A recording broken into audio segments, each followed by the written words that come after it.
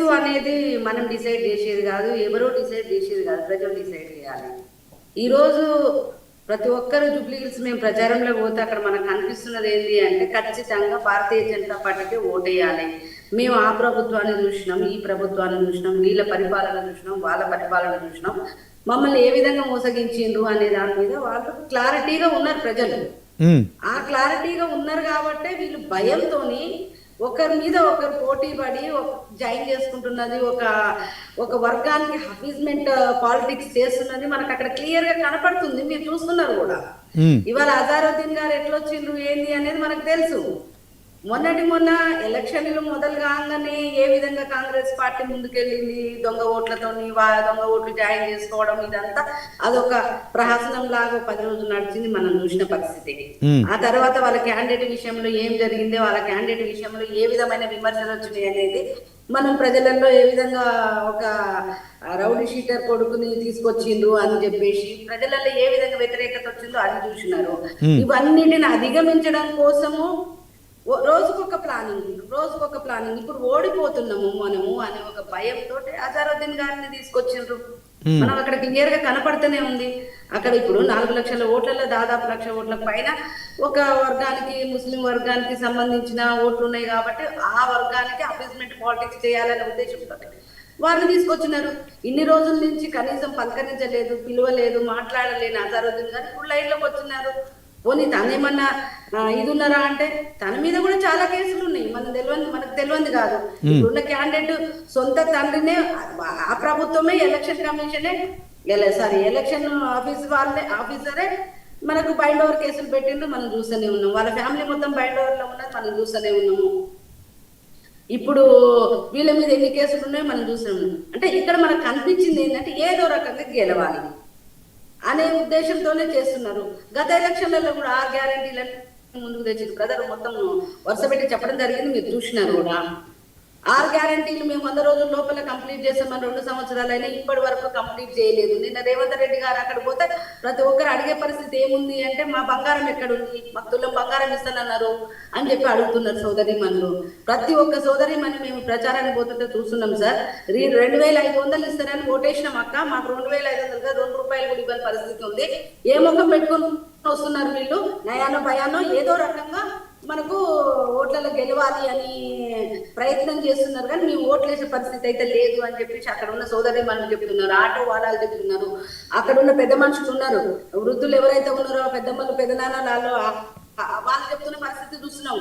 మేము 2000 కాదు 4000 చూపించి 4000 ఇస్తామని చెప్పేసి మమ్మల్ని మోసం చేసిండు బిడ్డ, మేము మళ్ళీ ఓటేసి మళ్ళీ ఇంకేం మోసం చేస్తాడు, ఇంకా ఏమి ఇస్తుందని ఇప్పటి వరకు ఇచ్చిన పరిస్థితి లేదు, మేము ఓటేసే పరిస్థితి లేదు కాబట్టి రకరకాల జిమ్మిక్కులు చేస్తున్నారు, మనకు కనపడుతూనే ఉండాలి.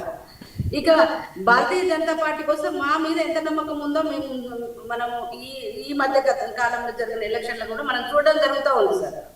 మనం అసెంబ్లీ ఎలక్షన్లలో మాకు 14% ఓట్లు వస్తే మేము పార్లమెంట్ ఎలక్షన్లో వచ్చేసరికి 36%కి మేము ఎదగడం జరిగింది. ఆ తర్వాత జరిగిన ఎమ్మెల్సీ ఎలక్షన్లలో ఏదైతే అక్కడ గ్రాడ్యుయేట్స్ ఎలక్షన్స్ కానివ్వండి, టీచర్స్ ఎలక్షన్స్ కానీ ఒక ఉన్నత వర్గాలు, ఒక చదువుకున్న వర్గాలు ఓటేసి 2 ఎమ్మెల్సీలు కూడా మమ్మల్ని గెలిపించడం జరిగింది. కాబట్టి మేమేమంటున్నామంటే ఈరోజు ప్రతి ఒక్కరు భారతీయ జనతా పార్టీ వెనుక ఉన్నారు, భారతీయ జనతా పార్టీని గెలిపించడానికి రెడీ ఉన్నారు. కాబట్టి ఇది చూసి భయపడే వాళ్ళు రకరకాల విన్యాసాలు చేసి అజారుద్దీన్ గారిని జాయిన్ చేసుకోవడం కానీ, నిన్న మహారాష్ట్రలో పోయి సల్మాన్ ఖాన్ని కలిసి ఆయన హెల్ప్ కూడా తీసుకోవడం కానీ, ఆయనతో స్టేట్మెంట్లు ఇప్పించడం కానీ స్వయాన ముఖ్యమంత్రి గారే చేస్తున్నారు, మనం చూస్తూనే ఉన్నాము. అంటే వాళ్ళు ఎంత భయంలో ఉన్నారో మనకు కనిపిస్తూనే ఉంది. ఇంకా ఇక్కడ బీఆర్ఎస్ పరిస్థితి చూస్తే దాదాపు 10 సంవత్సరాల పరిపాలనలో మరి వాళ్ళు అక్కడ చేసిన డెవలప్మెంట్ ఏందో వాళ్ళ కళ్ళకు కట్టినట్టుగా కనిపిస్తుంది. ఆ ప్రజలు మరి ఇక ఏ విధంగా బుద్ధి చెప్తారు అనేది మనం మన కంటోన్మెంట్ ఎలక్షన్ చూసినాం, అసలు ఈ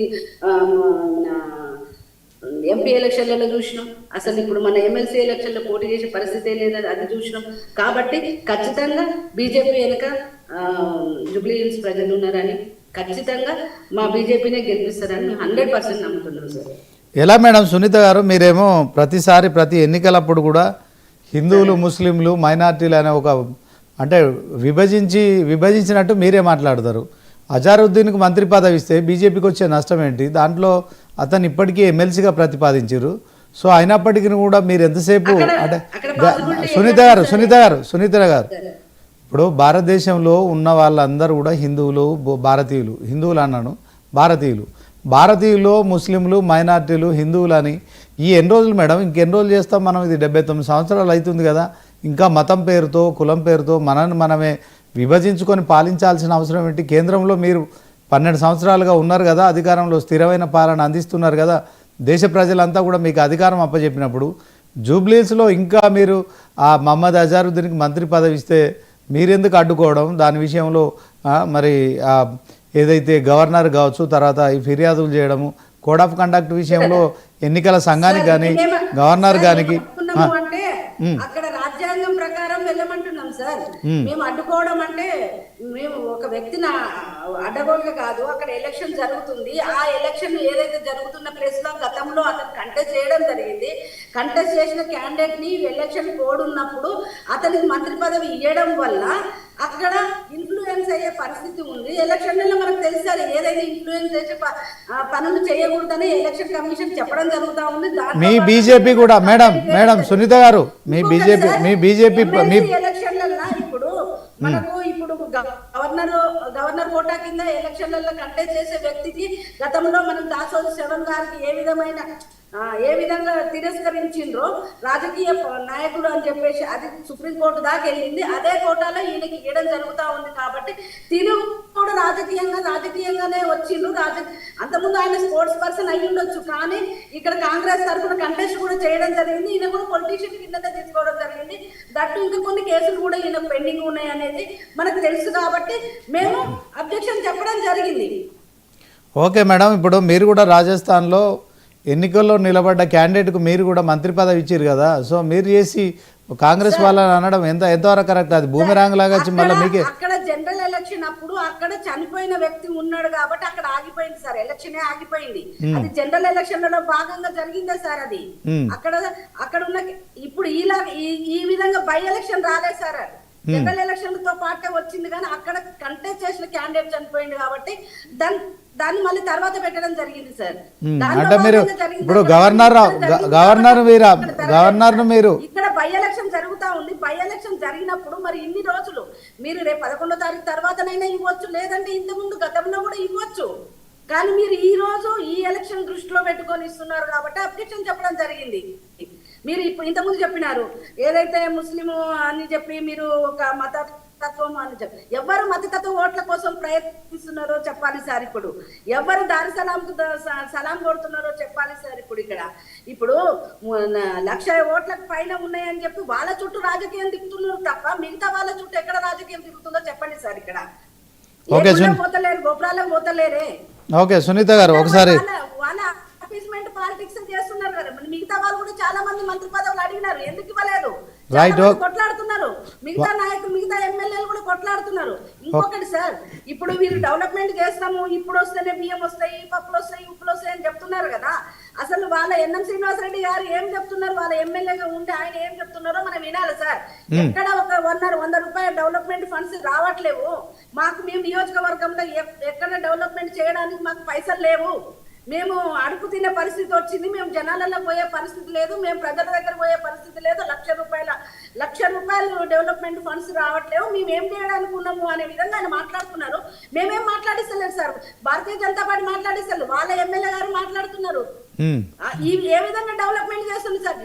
ఇప్పుడు 2 సంవత్సరాలు అయింది జూబ్లీహిల్స్ లో కాంగ్రెస్ కాలువలు గప్పు వాసన కొడుతున్నాయి. అక్కడ 10 సంవత్సరాలు వీలు చేసిండ్రు. అక్కడ నాలాల మీద అంతా ఎంక్రోచ్మెంట్స్ అయినప్పుడు 2 రోజులు హడావుడు చేసిండ్రు టీఆర్ఎస్ వాళ్ళు కూడా చేసేసినారు, అది వదిలేసినారు. ఇప్పుడు అక్కడ నడిచే పరిస్థితి కూడా లేదు సార్. మనకు కాలనీలు ఎంత కంపు వాసన కొడుతున్నాయి. మనకు జూబ్లీ హిల్స్ అంటే అందమైన మేడలు, అద్దాల మేడలే అని మనం ఊహిస్తున్నాము. అక్కడ పోతే తెలుస్తుంది సార్ జూబ్లీ హిల్స్ నియోజకవర్గం ఏ విధంగా ఉంది, ఆ గల్లీలు ఏ విధంగా ఉన్నాయి అనేది మనకు కళ్ళతో కట్టినట్టుగా. రైట్, ఓకే సునీత గారు, ఓకే ఒకసారి లక్ష్మణరావు గారితో మాట్లాడదాం. పొలిటికల్ అనలిస్ట్గా ఎట్లా చూస్తారు సార్? ఓవరాల్గా కాంగ్రెస్ మంత్రులు, ఎమ్మెల్యేలు, ఎమ్మెల్సీలు అందరూ కూడా ఆ 7 డివిజన్లో మోహరించారు. ఒక వైపు ప్రచారాన్ని ముమ్మరం చేశారు. తెలంగాణ సీఎం రేవంత్ రెడ్డితో పాటు మరి ఇక నిన్న మంత్రిగా ప్రమాణ స్వీకారం చేసిన అంటే 15 మంది మంత్రులు కూడా జూబ్లీహిల్స్ మీద ఫోకస్ చేశారు. సో ఒక ఉప ఎన్నిక ఒక చిన్న